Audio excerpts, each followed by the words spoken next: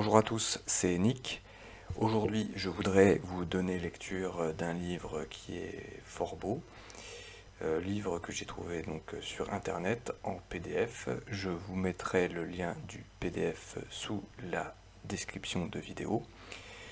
Le nom en fait de l'ouvrage s'appelle Le ciel sera si beau.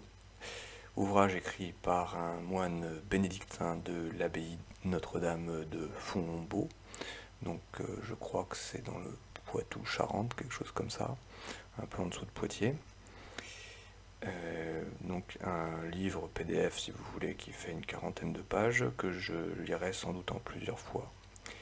Voilà, je vous en donnerai donc la lecture de façon brute et sans commentaire, parce que ça n'appelle aucun commentaire. Je vais commencer par vous lire la préface, rédigée par Monseigneur Santaine, évêque de Vannes.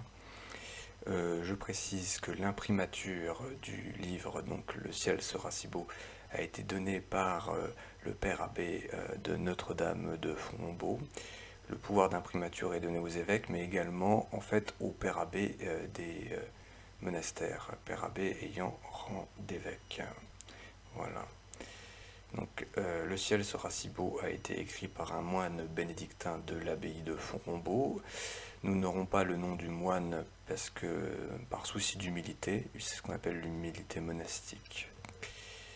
Voilà, alors une courte citation de Madame Cécile Bruyère, première abbesse de Sainte-Cécile de Solesmes. Solesmes étant voilà, une abbaye bénédictine. La vie est si courte et le ciel sera si beau, comme nous voudrons avoir peiné et souffert. Voilà, donc le ciel sera si beau est le titre du livre et c'est repris de cette citation donc de la première abbesse de Sainte-Cécile de Solesmes. Voilà, donc imprimature du 18 juin 2006. Donc l'auteur, qui est un moine bénédictin, est probablement encore en vie. Voilà. Donc préface de Monseigneur Santaine. Dans notre monde contemporain, la technique, la réussite et l'efficacité sont des valeurs qui s'imposent. Aussi la mort est souvent occultée, parfois même niée de multiples manières. Pourtant la mort fait partie de la condition humaine, elle nous concerne donc tous. Bien souvent, l'homme est devant le mystère de la mort comme devant une énigme. Depuis toujours, l'être humain s'est interrogé sur l'au-delà. L'idée d'éternité n'est pas étrangère à l'homme, elle lui est même naturelle. Les réponses apportées sont bien différentes selon les périodes, les lieux et les personnes. Négation d'une vie après la mort par incroyance ou par idéologie, croyance en la réincarnation. La foi chrétienne apporte une lumière originale et unique sur l'événement de la mort. Au centre de la foi se trouve le mystère de la résurrection du Christ qui transcende et dépasse l'histoire. De même que le Christ est vraiment ressuscité des morts et vit pour toujours, il nous donne accès à la vie éternelle et nous ressuscitera tous au dernier jour. En effet, la vocation ultime de tout être humain, c'est de voir Dieu dans le face-à-face, c'est de goûter ce bonheur d'être réunis autour de Jésus et de la Vierge Marie, des anges et de tous les saints. Nous avons été créés pour cette communion avec Dieu et c'est dans cette communion que se réalise le bonheur en plénitude. Bonheur auquel nous aspirons tous. Raymond Santaine, évêque de Vannes. Maintenant, l'introduction par le moine bénédictin, auteur du livre. La vie prend une physionomie différente selon que nous la considérons comme une promenade ou comme un voyage. Dans le premier cas, nous sommes libres de notre allure et de nos mouvements. Si c'est un voyage, si nous avons un but déterminé et si les conditions même de ce voyage sont telles qu'il doit finir bientôt, peut-être de façon inattendue et qu'il serait simplement effroyable de n'arriver pas, ne serait-ce pas par folie que de cheminer au hasard. Or voici que dans sa bonté, le Seigneur lui-même nous montre le chemin de la vie, loin de se cacher derrière les nuages du mystère impénétrable. Il a ouvert les cieux, il s'est montré. Il parle avec nous et il est avec nous. Il vit avec nous. Pour nous sauver des ravins de la mort, ce divin compagnon a donné sa vie, puis il est allé nous préparer une place dans le royaume de son Père. Si donc nous souhaitons faire honneur à l'invitation de la très sainte Trinité et échapper au gouffre de l'enfer, si la compagnie de Jésus, de Notre-Dame, des saints et des anges nous plaît, consentons à remplir les charges d'un vrai citoyen de l'éternité et observons la charte du royaume des cieux que nous a donnée le Seigneur dans son évangile. Les apôtres ont reçu cette parole de salut et l'ont transmise à leurs successeurs comme une perle précieuse conservée en toute sûreté dans les grains de l'Église. Gratuitement, nous avons reçu ce trésor, gratuitement aussi nous voulons vous en faire part, moyennant la générosité de plusieurs. Ce livret, consacré à ce qu'on appelle nos fins dernières, vous est offert gracieusement. Il ne peut être vendu. Le royaume des cieux, quant à lui, est semblable à un négociant en quête de perles fines, ayant trouvé une perle de grand prix. Il s'en est allé vendre tout ce qu'il possédait et il l'a acheté. Voilà. Donc ça, c'est une référence à Matthieu 13, donc chapitre 13, versets 45 à 46.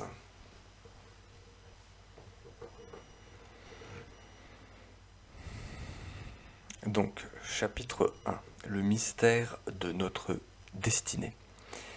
Que se passe-t-il au-delà de notre vie sur la terre? Qui le sait? Qui ne désirerait le savoir? Laissé à lui-même, l'homme éprouve beaucoup de difficultés à établir des certitudes sur ce qui l'attend. C'est le domaine du mystère, mystère de notre destinée. Un mystère caché.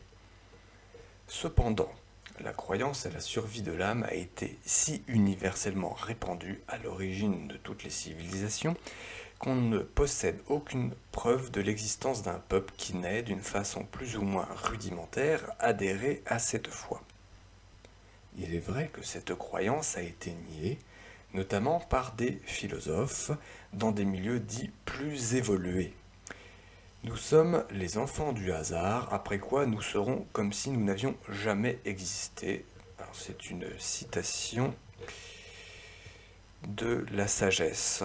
Donc ça doit être, le livre de la sagesse, chapitre 2, verset 2. Donc voilà, c'est ce que disent les philosophes. Certains philosophes, nous sommes les enfants du hasard, après quoi nous serons comme si nous n'avions jamais existé. Parfois, elle est conçue non comme une survie individuelle, mais comme le retour au principe universel, à l'éther lumineux, à l'âme du monde. Ainsi, les doctrines asiatiques nient en général l'immortalité personnelle de l'âme. La félicité consiste dans la disparition du moi, c'est-à-dire de l'ego. Donc, panthéisme. S'il s'agit d'immortalité personnelle, l'opinion la plus simple la voit en relation avec le tombeau, qui constitue le dernier séjour du défunt de son âme. D'où les soins funéraires et le culte des ancêtres. Ou bien les âmes descendent au séjour des morts, au pays sans retour, région de ténèbres, où elles mènent une vie diminuée à l'ombre de la mort. Certains, néanmoins, favorisés des dieux, peuvent être associés à la vie bienheureuse, être introduits aux Champs-Élysées, comme les héros grecs ou dans les champs des roseaux pour le pharaon, privilège étendu par la suite, ce qu'on appelle la pesée des âmes chez les Égyptiens.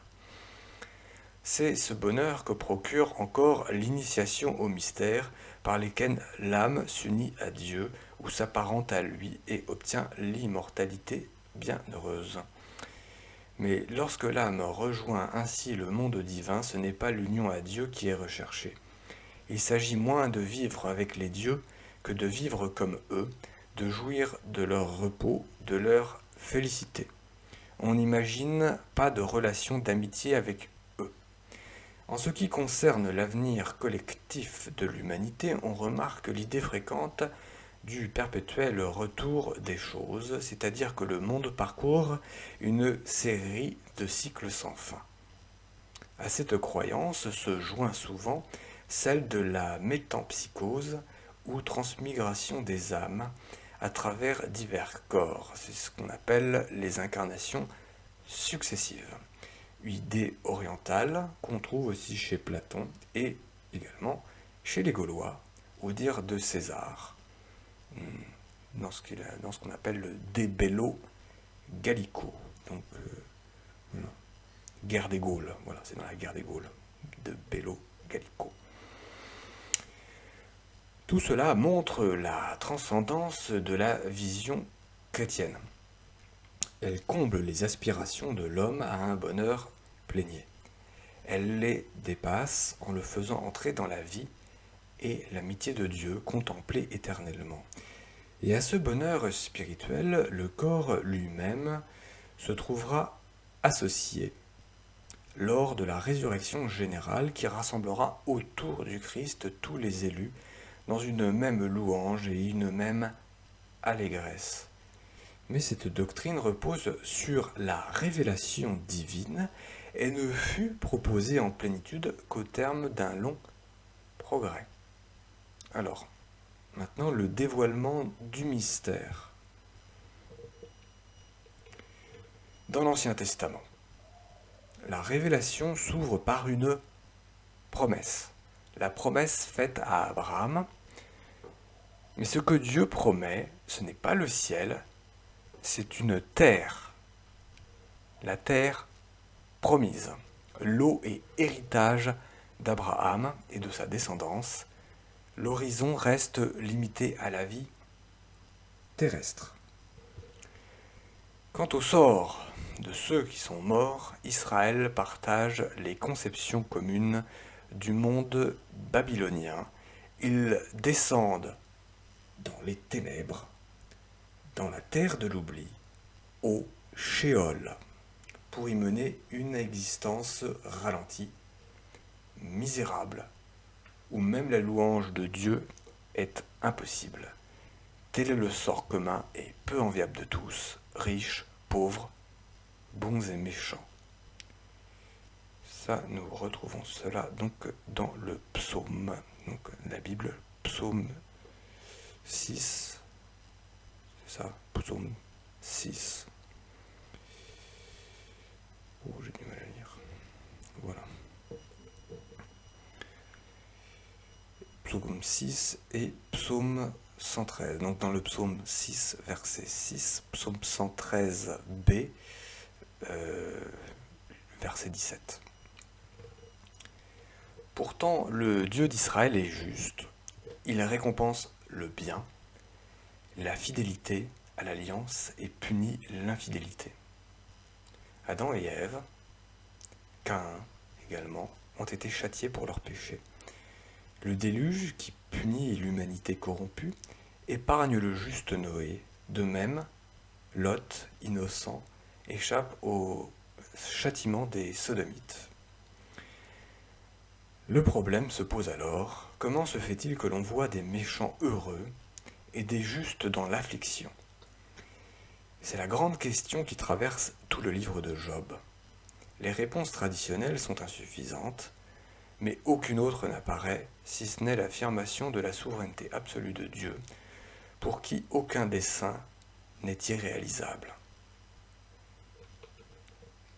Or, c'est aux humbles que Dieu révèle ses desseins, aux pauvres et aux petits qui se confient en lui, et dont la prière s'exprime spécialement dans les psaumes, dans l'approfondissement de l'alliance fondée sur l'amour gratuit, se dévoile pour eux le mystère d'une union plus forte que la mort. Dieu est le roc de mon cœur et ma part à jamais. Ça, c'était le psaume 72 et le psaume 26, parce qu'il doit y avoir répétition. Quant au livre de Job, c'était chapitre 42, verset 2.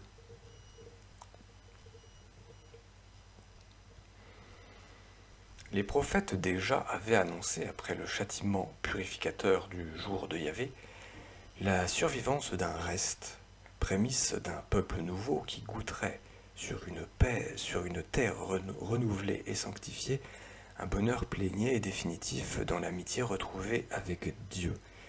La douleur, la mort même, suite du péché, serait vaincue.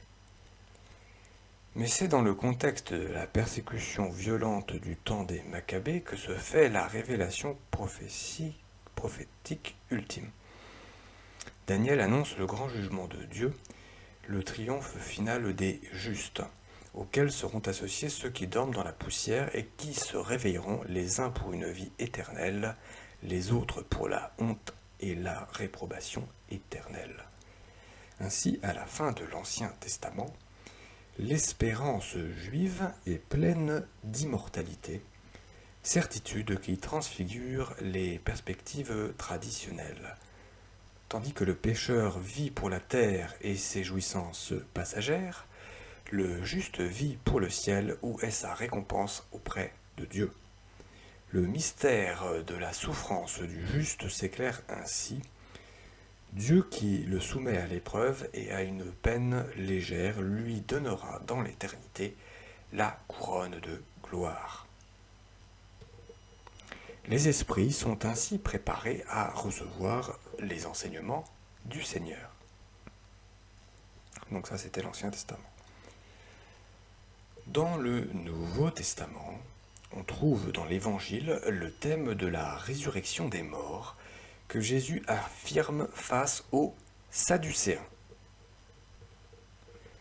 On y trouve surtout le thème du jugement, principalement le jugement final, qui opère la séparation définitive des bons et des méchants, des brebis et des boucs, du bon grain et de l'ivraie. Celui aussi qui attend chaque âme à la fin de son existence terrestre, comme dans la parabole du pauvre Lazare et du mauvais riche, celui enfin qui s'exerce dans le secret du cœur, selon qu'il accueille ou qu'il refuse le Christ. En conséquence, le Seigneur Jésus annonce les récompenses qui seront dues à chacun selon ses mérites.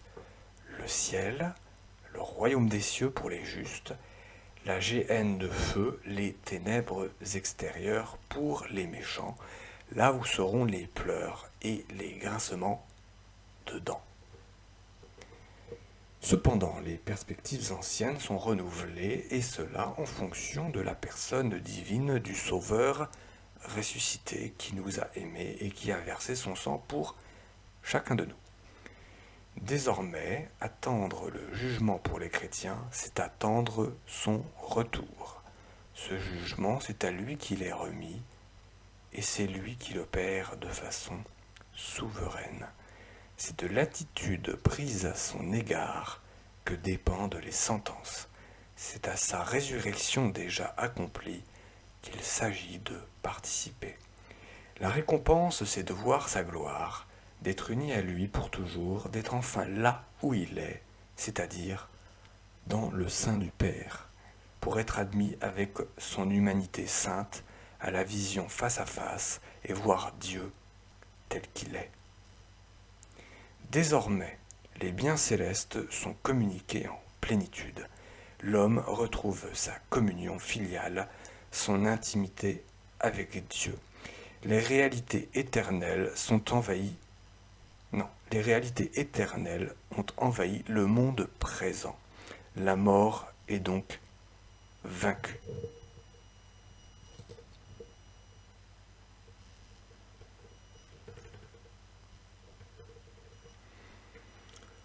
Chapitre 2. Lorsque Dieu coupera le fil de notre vie.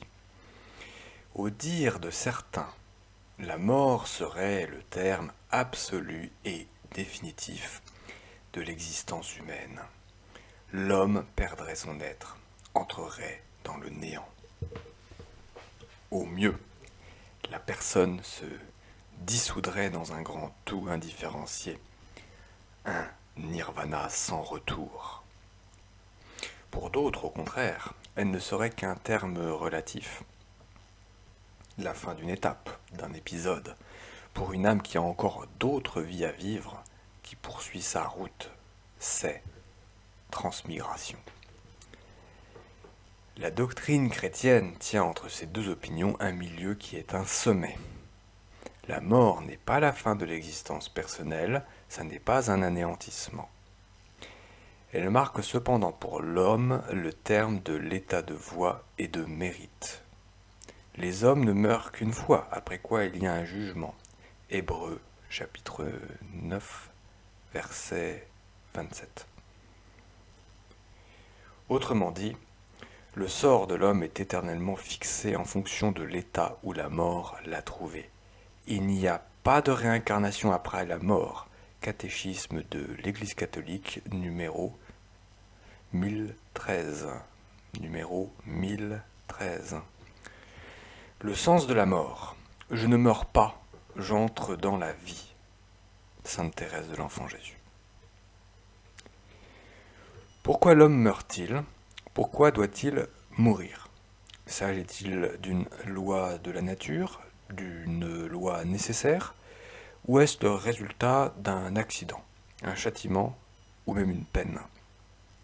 La réponse à cette question nous est révélée dès les premiers chapitres du livre de la Genèse, où la mort apparaît comme une conséquence de la désobéissance de nos premiers parents.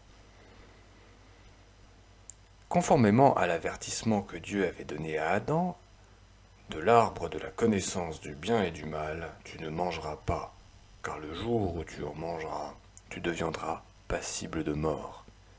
Ainsi tombe la sentence, après la transgression, tu retourneras en poussière. Genèse, chapitre 2.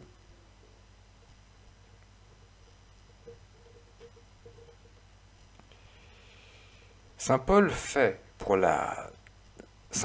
pour toute la descendance d'Adam ce triste constat. C'est par un seul homme que le péché est entré dans le monde, et par le péché, la mort. Ainsi la mort a atteint tous les hommes.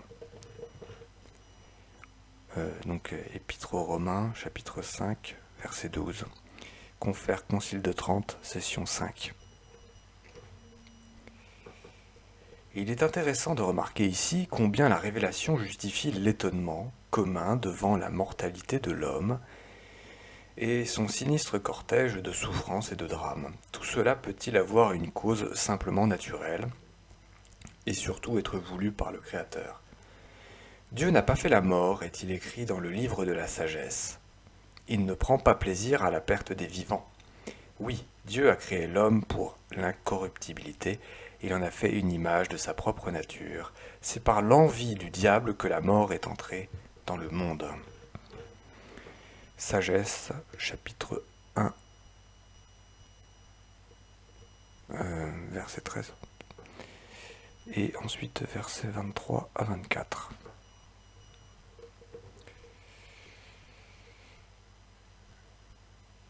Et pourtant, la mort ne devrait-elle pas être naturelle à l'homme, comme elle est naturelle à tout être matériel, spécialement à tout corps organisé dont la complexité même fait la fragilité? Et il en aurait été ainsi, en effet, si Dieu, dans sa sagesse et sa bonté, n'avait conféré à l'homme, à titre de don gracieux, surajouté à la nature, l'immortalité corporelle. Ce faisant, il lui épargnait la corruption commune aux êtres vivants en égard à son âme immortelle. Le paradis perdu. Or, cette grâce de l'immortalité corporelle n'était pas un bienfait isolé. Elle faisait partie de l'état de perfection dans lequel Dieu, par amitié, avait au commencement établi l'homme, dont il faisait son ami. Fondamentalement, cet état appelé justice originelle consistait dans la parfaite ordination et soumission de l'âme à Dieu. L'âme unie à Dieu recevait de lui un surcroît de vigueur qui préservait son corps de la corruption. Au terme d'une vie physique exempte de tout ennui et de toute lourdeur, l'homme serait passé sans angoisse ni séparation de l'âme et du corps, du paradis de la terre à celui des cieux. Dans cette nouvelle naissance, l'âme admise à la vision de Dieu aurait entraîné son corps vers la gloire. Les déshérités du paradis terrestre que nous sommes ont bien du mal à se remémorer la noblesse de leurs origines et à mesurer les splendeurs de nature et de grâce dont Dieu s'était plu à doter leurs premiers parents et qu'ils auraient dû transmettre à leur descendance. Mais Dieu nous a révélé, par l'Église qui nous l'enseigne, en créant l'homme et la femme, Dieu leur avait donné une participation spéciale à sa vie divine, dans la sainteté et la justice. Dans le projet de Dieu, l'homme n'aurait dû ni souffrir ni mourir. En outre, il régnait une harmonie parfaite de l'homme en lui-même, entre la créature et le Créateur, entre l'homme et la femme, comme aussi entre le premier couple humain et la création. Par le péché, l'homme perdit librement l'amitié divine, il perdit donc la grâce et tous les privilèges accordés à l'ami, à l'enfant de Dieu. L'âme rebelle à Dieu perdit la pleine domination sur ses passions et encore la pleine soumission de son propre corps. Celui-ci fut laissé à sa corruptibilité naturelle. Jésus le bon samaritain. D'emblée, Dieu a aimé la race humaine d'un amour fou, écrit le cardinal Journet, je pense que c'est Journet, jusqu'à vouloir se donner lui-même à elle dans la vision du ciel. L'offense du premier acte humain méprisant un tel amour est terrifiante. Pourra-t-elle jamais être compensée? Puisque Dieu ne peut nous contraindre à l'aimer, puisqu'il accepte de jouer avec nous, le jeu si périlleux de notre libre arbitre et de notre libre amour donné ou refusé, il faudrait que d'un cœur humain non touché par nos déchéances, mais ayant expérimenté notre détresse et souffert en sa chair qui est la nôtre, la tragédie de notre péché, que donc ce cœur humain monte pour nous vers le ciel, un acte de libre et infaillible amour d'une telle intensité qu'il surcompense infiniment la première offense. Il faudra qu'un Dieu se fasse homme. S'il n'avait pas songé à cette seconde folie de son amour, Dieu n'aurait pas permis la première offense, il n'aurait même pas créé le genre humain et tout l'univers des choses visibles.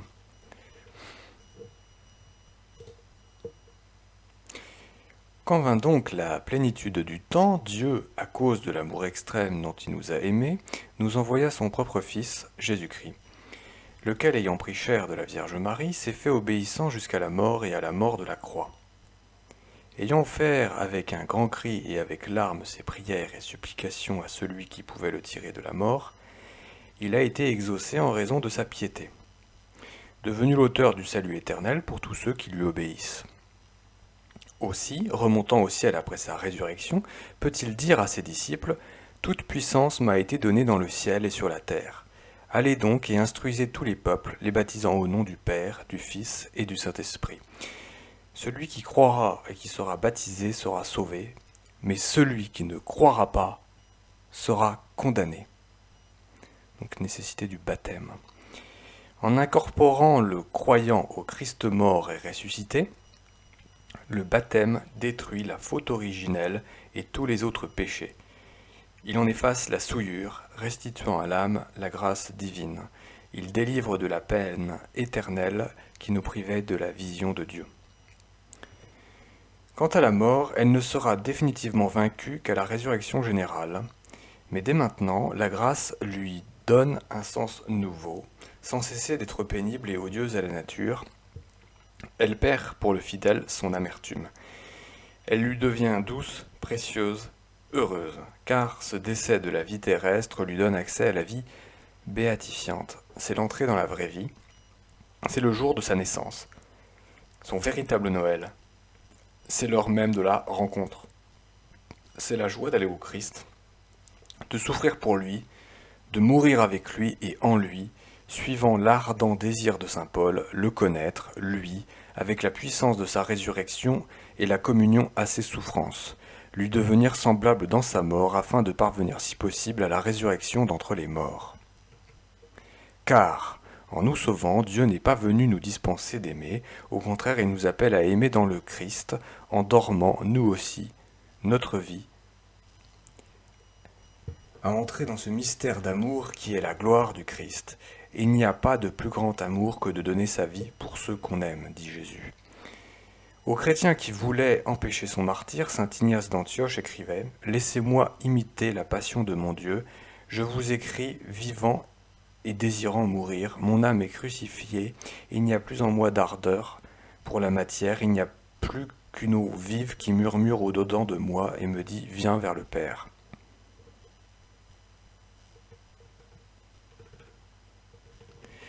De l'importance de la mort. Tel qu'en lui-même enfin l'éternité le change. Citation de Mallarmé. Tel qu'en lui-même enfin l'éternité le change. Le choix décisif. Avec la mort cesse le temps du mérite et la possibilité de la conversion. C'est là une vérité que l'Église a toujours professée explicitement et expressément. Elle est de foi. Elle s'oppose aux doctrines de réincarnation et aux théories selon lesquelles les mauvais anges et les damnés à la fin se convertiraient. Nous devons tous comparaître devant le tribunal du Christ, écrit saint Paul, afin que chacun recueille le prix de ce qu'il aura fait pendant qu'il était dans son corps, soit en bien, soit en mal. Donc ça c'est Corinthiens, ouais. Le deuxième épître aux Corinthiens, chapitre... l'épître 5, 10. Oh, j'arrive pas bien à lire tout ça là.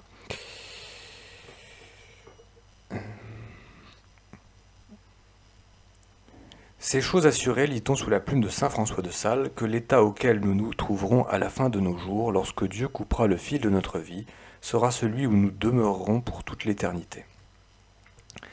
Déjà, saint Benoît, commentant l'Évangile, nous avertissait en ces termes. Si nous voulons échapper aux peines de l'enfer et parvenir à la vie éternelle, tant que nous sommes encore dans ce corps et que nous pouvons, à la lumière de cette vie, accomplir tout cela, il nous faut courir et faire maintenant ce qui nous profitera pour l'éternité. Le sort de l'homme est donc définitivement fixé au dernier instant de sa vie corporelle, la fin vers laquelle tend l'âme au moment où elle se sépare de son corps, devient sa fin irrévocable pour le bien ou pour le mal. Cet instant de la mort est l'analogue de celui où les anges, en un acte unique, se portèrent au bien ou au mal, fixant sans retour leur sort éternel. Seulement l'épreuve humaine, que l'instant de la mort termine, aura duré toute la vie terrestre. À l'approche de la mort, Satan et les anges rebelles s'efforcent d'entraîner à la perdition la pauvre âme qui se débat et qui, trop souvent, ne s'est guère préparée au choix décisif auquel désormais elle ne peut plus se soustraire. Ceux qui assistent les mourants peuvent en témoigner. Même après la mort apparente, le visage trahit parfois la lutte qui semble se livrer mystérieusement jusqu'à ce que l'âme quitte le corps.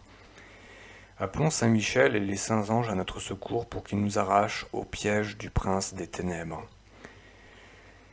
Saint Michel Archange, défendez-nous dans le combat afin que nous ne périssions pas au jour du jugement redoutable. C'est le verset de l'Alléluia de la fête de Saint Michel.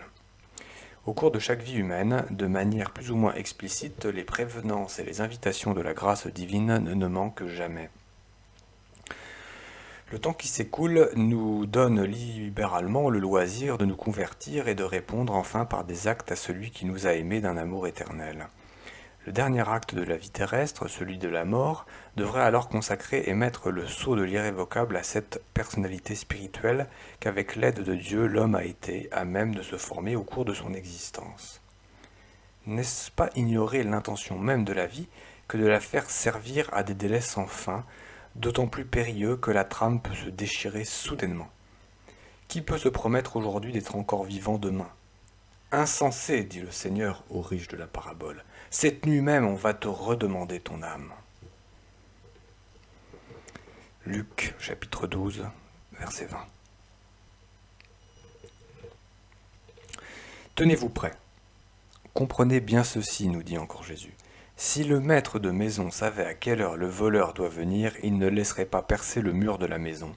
Vous aussi, tenez-vous prêts, car c'est à l'heure que vous n'y pensez pas que le Fils de l'homme va venir. Le Fils de l'homme, en fait, c'est Jésus. Jésus, parce que Jésus jugera. Alors, donc ça, C'était Luc, chapitre 12, versets 39 à 40. Nous tenir prêts, c'est nous rappeler sans cesse notre condition mortelle et considérer chaque jour de notre vie comme un sursis accordé par Dieu pour notre conversion, c'est vivre constamment sous le regard de Dieu et donner à chaque instant son poids d'éternité et d'amour. Les saints n'ont pas fait autre chose et c'est de cette façon qu'ils ont pu rendre les plus grands services à l'humanité. Le monde au contraire s'emploie à endormir nos consciences, à camoufler la mort et à faire oublier la vie future. Les mortels, disait Bossuet, n'ont pas moins soin d'ensevelir les pensées de la mort que d'enterrer les morts mêmes. Même lorsque la réalité de la mort s'impose de manière brutale à l'occasion d'un accident par exemple, le corps médical a la consigne de s'appliquer à restaurer l'illusion de l'immortalité chez les survivants. Ceci s'enseigne très officiellement du haut de la chaire de médecine légale à l'université. Confère, la conférence et le cours donné le 25 mars 2005 dans le cadre du 3e cycle à des médecins spécialistes dans une faculté française. C'est-à-dire que dans une faculté de médecine française, on enseigne en fait la survivance tout simplement du décédé. Parce qu'en fait, on dit que ça fait du bien en fait aux proches des victimes. Voilà. Le croira-t-on? Certains vont jusqu'à espérer que les progrès de la science permettront d'échapper un jour à la mort elle-même. Cette illusion non avouée d'une possible immortalité de l'homme sur Terre, écrit Damien Leguet, d'un accès imminent à un paradis ici-bas, sans Dieu, sans fin, sans peur, est une illusion vénéneuse. Elle vient polluer les débats et corrompre la réflexion. Nous avons perdu la mort comme cérémonie sociale d'accompagnement. Nous sommes en train de perdre petit à petit, de petits mensonges en flatteuses avancées scientifiques, la certitude que l'homme est mortel et qu'il nous faut nous préparer à cette fatale évidence. Une telle constatation rejoint l'analyse de Jean-Paul II. La civilisation contemporaine, dit-il, fait tout ce qui est en son pouvoir pour détourner la conscience humaine de l'inéluctable réalité de la mort, en tentant de pousser l'homme à vivre comme si la mort n'existait pas. La réalité de la mort est cependant évidente, il n'est pas possible de la faire taire, il n'est pas possible de dissiper la peur qui l'accompagne. L'homme craint la mort comme il craint ce qui vient après la mort, il craint le jugement et la punition, et cette crainte a une valeur salvifique. Elle ne doit pas être effacée de l'homme. Donc c'était l'homélie du pape Jean-Paul II, homélie du 23 avril 1995. Priez. Sur notre planète, il meurt environ 1800 personnes tous les quarts d'heure, soit 2 décès par seconde. Demandons pour elles, dans notre prière quotidienne, des grâces spéciales de lumière et de conversion. Invoquons spécialement Notre-Dame. Jésus n'a pas dédaigné son secours maternel lorsque son heure fut venue. Debout au pied de la croix se tenait sa mère. Ça c'est Jean, chapitre 19, verset 25. Comment les chrétiens pourraient-ils négliger d'avoir recours à elle à cet instant suprême? C'est bien ce qu'ils lui demandent tous les jours dans le Je vous salue Marie. Priez pour nous pauvres pécheurs, maintenant et à l'heure de notre mort. Quant à saint Joseph, il eut la grâce de mourir entouré de la présence et de l'affection de Marie, dont il était le virginal époux, et de Jésus lui-même, son fils adoptif. Tout chrétien rêve d'une pareille compagnie pour le jour de son trépas, et c'est pourquoi il prie saint Joseph, patron de la bonne mort. Cependant, nous ne pourrons affronter dans la paix cette ultime épreuve si nous négligeons de nous y préparer en étant fidèles jour après jour aux engagements de notre baptême, aux vérités de la foi et à la pratique de la charité. Aujourd'hui encore, le Christ ne cesse de nous y aider par l'intermédiaire de ses représentants sur la terre.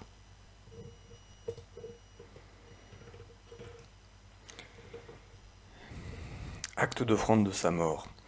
Ô Jésus, adorant votre dernier soupir, je vous prie de recevoir le mien, ignorant actuellement si j'aurai le libre usage de mon intelligence quand je quitterai ce monde. Je vous offre dès maintenant mon agonie et toutes les douleurs de mon trépas. Vous êtes mon Père et mon Sauveur, je remets mon âme entre vos mains. Je désire que mon dernier moment soit uni à celui de votre mort, et que le dernier battement de mon cœur soit un acte de fervent amour pour vous. Seigneur mon Dieu, dès aujourd'hui j'accepte volontiers et justement de votre main le genre de mort qu'il vous plaira, avec toutes ses douleurs, ses peines et ses angoisses. Ainsi soit-il. C'était la prière de Saint Pie X, donc le pape Saint Pie X. Prière dite acte d'offrande de sa mort. Si un jour la maladie devait envahir mon cerveau et anéantir ma lucidité, déjà, Seigneur, ma soumission est devant vous et se poursuivra en une silencieuse adoration. Si un jour un état d'inconscience prolongé devait me terrasser, je veux que chacune de ces heures que j'aurai à vivre soit une suite ininterrompue d'actions de grâce et que mon dernier soupir soit aussi un soupir d'amour. Mon âme, guidée à cet instant par la main de Marie, se présentera devant vous pour chanter vos louanges éternellement. Jean-Paul II, également pape. Voilà, je vais arrêter la lecture de ce livre pour aujourd'hui. Je continuerai dans une prochaine vidéo. Donc la fois prochaine, nous attaquerons ensemble le chapitre 3, à savoir l'examen final de l'âme. Voilà, je vous souhaite une bonne journée, une bonne écoute et à très bientôt.